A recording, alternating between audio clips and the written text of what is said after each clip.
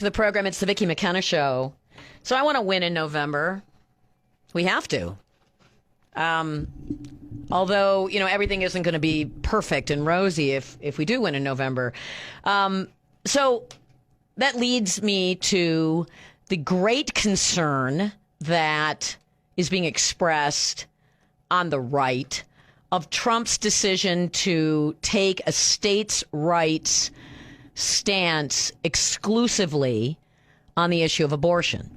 So the pro-life groups are mad at him. All the big pro-life groups wagging their finger at Donald Trump. But here's something to understand. If November becomes a referendum on abortion, Trump's going to lose. And the Republicans are going to lose.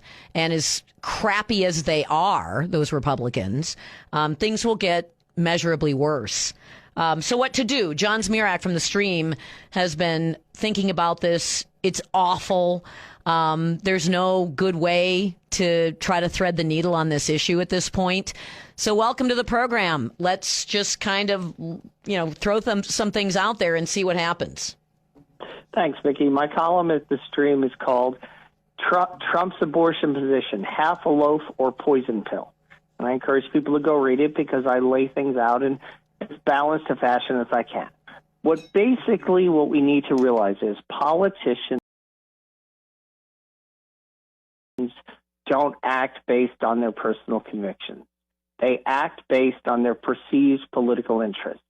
So if Donald Trump is tacking towards a squishy position on abortion, it's because the pro-life movement has been ineffective and weak and incompetent, and he doesn't think he needs us.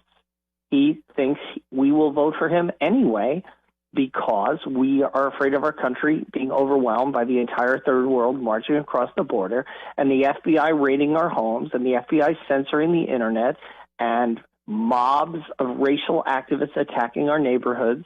And all those things are real. Most people who were going to vote for Trump are going to vote for him anyway, regardless of what he says about abortion. However, he ought to do the right thing about abortion. Abortion is not just a symptom, but a cause of a lot of the chaos in our country. The fact that he thinks he can take us for granted is a sign that we've done a terrible job. We in the pro-life movement, I want to give an example. One of the people condemning Trump most vigorously is Lila Rose of this group Live Action. How much did Live Action spend in the Ohio referendum where pro-abortion groups all around the country poured in millions of dollars? They outspent the pro-lifers something like 5-1.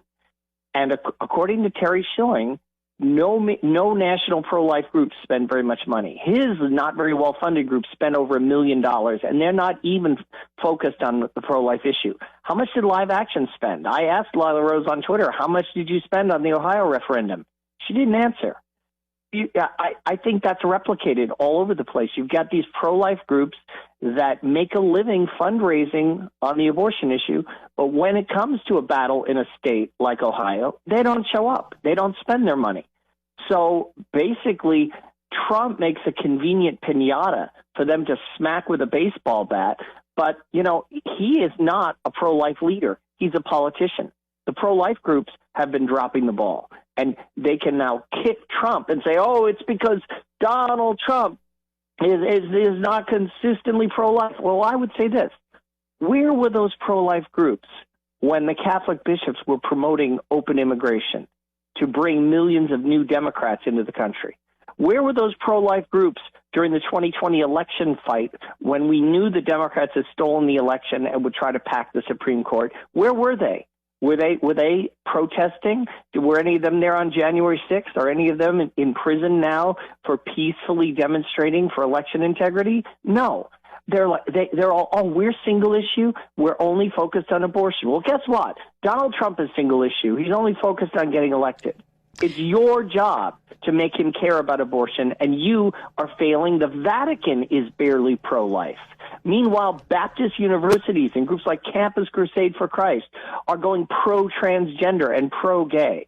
And what I say in my article is abortion is not a life issue fundamentally. It is about sex. Abortion is backup birth control for sexual promiscuity. And if you keep arguing about like abortion is connected to euthanasia and it's connected to climate change and immigration, that's all nonsense. Abortion is connected to sex and the sexual revolution. And we've done nothing. And we've had no answer to it. If with the Vatican caving on sexual morality and evangelical Christians embracing pronoun hospitality and waving rainbow-colored flags, why would we expect a secular real estate developer from New York to be more pro-life than the Vatican? Well, I don't have an answer, and I actually agree with your criticism. And you say this as somebody who has been part of the pro-life movement itself. Since I was 12 years old when I started collecting signatures for the Right to Life Party for New York. So in the question that I can't even fathom that I have to ask is, in 20 or 30 years, was there any marketing? Was there any advertisement? Was there any, cultural organizations or organizing attempts to bring us back from the brink of filth and degradation? I mean, here's our culture.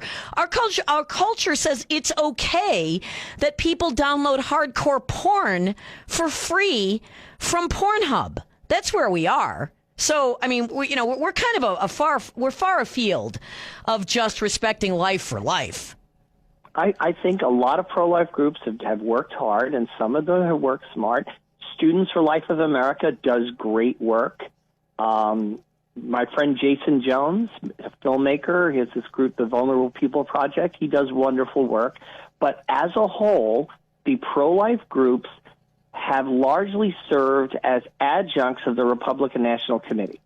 And they line up with people like Lindsey Graham, who say they're pro-life and then sell us out, vote to confirm the most radically left-wing judges to the Supreme Court, and open up the borders to more new Democrat voters. The degree to which the pro-life movement has been dominated by upper middle class Catholics who want to make it and want to have a nice career working for a nonprofit with a nice salary and want to be respectable and don't want to be associated with populists and want their liberal friends to invite them to their parties. There's a huge overlap between the Never Trump Republicans and the professional pro-lifers. And a lot of them accepted Trump's support, sort of holding their nose because they associated him with people who have Confederate flags on their pickup trucks and go to NASCAR rallies. And, being second-generation Irish and Italian immigrants, they want to move up and they want to be mistaken for Episcopalians. They want to, like Peggy Noonan, spending her whole life trying to Shanty Irish, spending her whole life trying to be mistaken for a WASP. And so the pro-life movement exhibits a lot of the problems we see inside the Catholic Church. The best things in the pro-life movement, the best people I found are Catholics who can't do anything to fix our church. We know our bishop is probably going to be somebody with an IQ of 90, 95, and if he's not gay, half his priests are. We can't fix any of that because the Catholic Church is so totally top down. But we can at least try to save babies. My whole life, I've given up trying to do anything for my own Catholic Church because I can't affect it at all. But I can at least try to save some babies. And now we're finally hitting the wall. Yeah, this is the wall. And it's not. There are people out there who are saying, well, I'm basically pro-life, and I think Trump's position's just fine.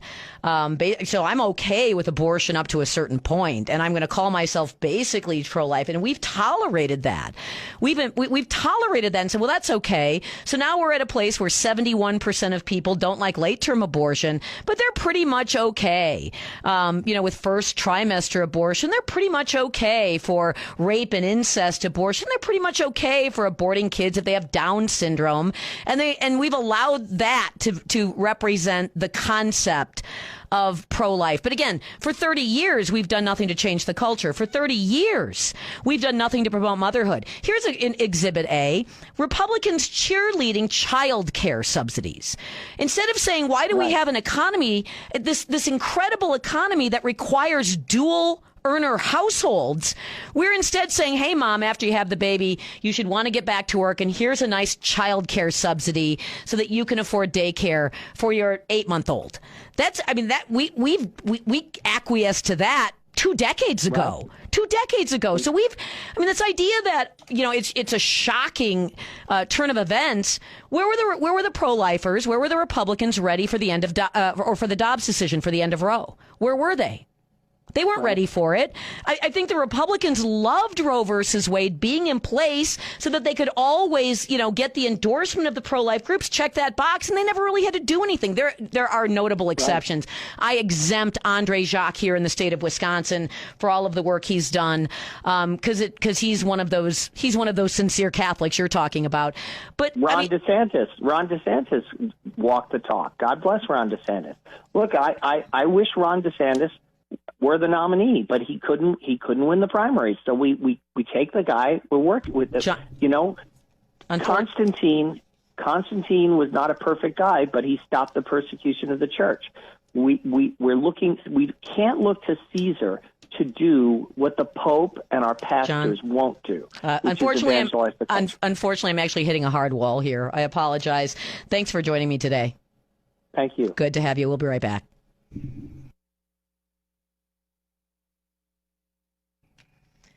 One of the things that makes me mad about the pro-life failure is that it's not a hard sell. You can sell it. No one's tried. None of the Republicans who claim they're pro-life have tried. The pro-life groups don't try. There's no advertising. There's no attempt to affect the curriculum in K-12 schools. There's no programming on television. It's like no one even tries. And it's not like selling happy babies is a hard thing, or you wouldn't have thought it was. This is the Vicki McKenna Show. It's not exactly a safe position, by the way, in terms of the politics of it all, because what Arizona's Supreme Court just did. So the Democrats are going to be able to weaponize that. And here's why they're going to be able to weaponize that. Because the pro-life movement hasn't, as it has, sought candidates checking boxes on surveys, hasn't done anything to make sure the Republican Party is number one pro-life, and two, that America is in fact a majority pro-life country. Even though they will put out surveys that say things like, well, most people only support abortion in the first trimester. They're against the Democrats' radical, and it is a radical position on abortion, because here's where the Democrats are. Okay, the Democrats are at abortion till birth. And by the way, that's what the upcoming vote in Arizona on Election Day 2024 is going to be. It is going to be a vote for abortion up until birth, just like Ohio's was. And again, the Republicans and the various different 501 conservative groups don't spend any money. Don't spend any money on it. They don't spend any money on advertising. They're not spending any money on trying to actually convert people in the United States culturally to a pro-life position. So when you're dealing with politics, and you know this is going to be an issue that you have to contend with, and you're a politician, what are you going to do? And Trump was in a position where he had to pick one. Do I support a federal ban, or don't I support a federal ban? If he supported a federal ban, here's what the federal ban looks like. 15 weeks with exceptions for rape, incest, health, and life of the mother. Well, everybody in the pro-life movement knows that if you have an exemption for health, that's basically abortion whenever you want it. Because health can be anything, because it always was before, which is why those same groups fought for tougher state legislation that would make exemptions, if they existed, for life of the mother, not health. because, oh, my emotional health could suffer, therefore I need an abortion. They've done nothing to counter the culture that has looked upon the act of killing children as a backstop to birth control. They've done nothing. Absolutely nothing. They weren't ready for Dobbs. So now you've got the pro-life groups saying, well, Trump is not a pro-life candidate. Well, no, he's not. He never really was. But he did give you a Supreme Court that gave you exactly what you demanded, which was a Supreme Court that overturned Roe versus Wade. You got that. And now nobody knows what to do with it. None of the conservatives know what to do with it, except Ron DeSantis, who did know what to do with it. He's not suffering any, by the way, in Florida. The Republican Party didn't know what to do with it. The state Republican Party didn't know what to do with it. The National Republican Party didn't know what to do with it. They didn't know what to do with it. Now what do we do? There was no plan. The case was in the chute, and there was no plan. You knew exactly what the Democrats were going to do if Dobbs came down the way it did. You knew exactly what they were going to do. They were going to have a nationwide collective hissy fit, and they were going to terrify women who had either counted on abortion as a backstop method for birth control, or women who thought women should count on abortion as a backstop method for birth control. They were going to organize those women, terrify those women, and turn them out in droves. And they did it twice in Wisconsin, 2 election cycles, and nobody still figured out what to say, how to deal with this. So Trump had to pick one. And had he picked federal abortion ban, that's 15 weeks with exemptions for rape, incest, life, and health. So it wasn't even a ban. It wouldn't have even been a ban. But the Democrats would have hung an albatross around his neck anyway. If November becomes a referendum again on abortion, they know how to fight. They know how to fight that fight. All of the pro-life Republicans in the world don't. You don't know how to fight that fight. You never bothered in 30 years to learn how to fight that fight. And March for Life is not fighting that fight. That's awesome, but it doesn't fight the fight. You needed to know how to make the case. We don't even make the case for motherhood. So This could be Trump's undoing. It could be. He picks a federal ban that isn't even a real ban. The Democrats bury him on it. He picks the states' rights issue. The Democrats bury him on it, and some of the pro-life people bury him on it. It's a catch-22. What I don't think he should have been doing was, essentially trying to make it sound like, the pro-life people don't know what they're talking about. That was probably a dumb idea. But beyond that, this is impossible politics. It's impossible politics, and we're the architect of our own problem. How dare he not X? Well, he does X, and you wouldn't like it if he did X. X would have been a federal ban that would have had massive exemptions in it. You wouldn't have liked that. And it would have been a 15-week ban, which would have made Florida's law illegal. It's the toughest pro-life law in the country. And it passed overwhelmingly. And it didn't tick anybody off. And nobody is rallying to try to, rabidly cast all Republicans out of the state. Nobody's sitting here seriously saying, geez, I think Trump could lose Florida because of what Ron DeSantis did there on abortion. This Republican Party in Florida understands how to make the political case, how to market the political case, how to organize the political case, and how to execute the political case on behalf of living children. You would think that would not be that difficult. We're going to take a break.